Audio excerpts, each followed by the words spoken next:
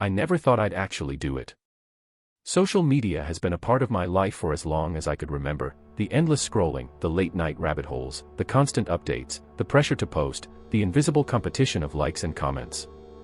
It wasn't just entertainment. It was the background noise of my entire life. But one morning, I woke up and realized I didn't even know who I was without it.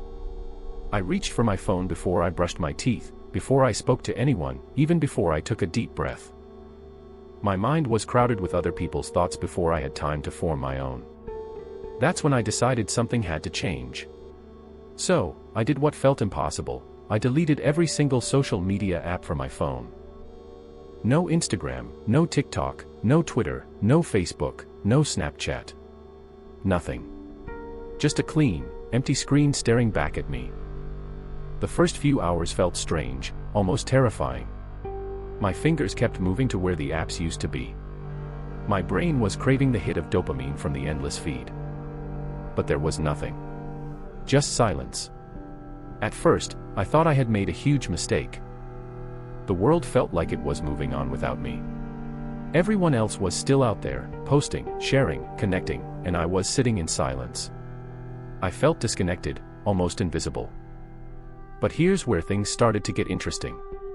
That silence I was afraid of. It slowly began to feel different. It wasn't empty. It was space. Space I hadn't given myself in years. And that's when the journey of those 30 days truly began. The first week was the hardest. My brain felt restless, like it was searching for something it couldn't find. Every time I picked up my phone, my thumb hovered in confusion. No apps. No notifications. Just nothing. I didn't realize how much I relied on those little red dots to feel important. Each notification was like a tiny reminder that someone noticed me, someone cared, someone saw me. Without them, I felt exposed, almost unworthy. But as the days went on, I began to notice something strange. For the first time in years, I was bored. And I don't mean the scrolling kind of boredom where you're consuming endless content. I mean real, uncomfortable boredom, the kind that forces your brain to wander, to think, to imagine. And that boredom turned out to be a gift. I started journaling again. I picked up books that had been sitting on my shelf for months. I found myself going on long walks, just listening to my own thoughts. At first, it felt awkward, like I didn't know how to spend time with myself. But slowly, I started to enjoy it. Something else happened too, my anxiety started to fade. Normally, social media made me feel like I was always behind. Everyone else seemed to be achieving more, looking better, living larger. The comparisons never stopped. But now, with no constant feed to measure myself against, the noise got quieter. For the first time in a long time, I felt like I was living my own life instead of chasing someone else's. It wasn't perfect. I still felt the urge to check in, to see what I was missing. But little by little, I realized that the world wasn't moving on without me. I was still here. I was just seeing it differently. And as week 1 ended, I could feel the beginning of a shift, something deeper than just quitting apps. It felt like I was finally starting to reclaim my own mind. By the second week, something surprising happened. The cravings started to fade. That constant itch to check my phone. It wasn't as strong anymore. Instead, I began noticing all the small details of life that I had ignored for years. The way the sunlight hit my window in the morning. The sound of my own footsteps on the street. The laughter of people sitting together at a cafe. These things were always there, but I had been too distracted to notice. But here's the thing, as I slowed down, I started to feel more. Both the good and the bad. Without the endless distraction of scrolling, old thoughts resurfaced. Memories I had buried. Insecurities I had ignored. I couldn't escape into a screen anymore, so I had to face them. And that was tough. At night, I'd lie in bed and instead of endlessly swiping, I found myself actually thinking about my life, my goals, my mistakes, my relationships. It wasn't always comfortable. Some nights it even felt overwhelming. But it was real. And it was me. I also noticed how different my conversations became.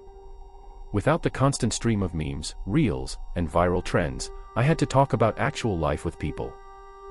At first, I felt out of the loop, like I didn't know the language everyone else was speaking. But after a while, it felt refreshing. The conversations were deeper, more honest. Less about keeping up and more about connecting. And maybe the strangest part, time started to feel slower. Days didn't blur together like they used to when I was scrolling endlessly. A single afternoon felt full again, full of thoughts, activities, emotions. It was like getting my time back, piece by piece. But even with these wins, there was still a hidden challenge waiting for me. Because once the novelty of no social media wore off, the real test began. How do you actually fill the silence when the distraction is gone? By week 3, the silence hit me hard. Without notifications buzzing, without feeds to scroll, my days felt empty. At first, it was peaceful. But then, it turned uncomfortable. I realized just how much I had been relying on social media to avoid myself. Anytime I felt lonely, bored, anxious, or even slightly awkward, I'd pull out my phone. Now, those feelings didn't have an escape hatch. They sat with me. And I had to actually deal with them. The first few days of this were rough. I felt restless, almost like something was missing from my body. But slowly, I started to replace the silence with things I had been neglecting for years. I picked up books that had been collecting dust on my shelf. I started writing down my thoughts in a journal, something I hadn't done since high school. I went on long walks with no headphones, just listening to the sounds of the world around me. And then, the craziest thing happened, ideas started to flow again. Without the constant flood of content, my brain had room to breathe. I began thinking more clearly. I came up with new goals, new projects, even creative ideas I didn't know I was capable of. What I had mistaken for boredom was actually space. Space to think. Space to feel. Space to exist without drowning in noise. But with that clarity came another realization, something much darker.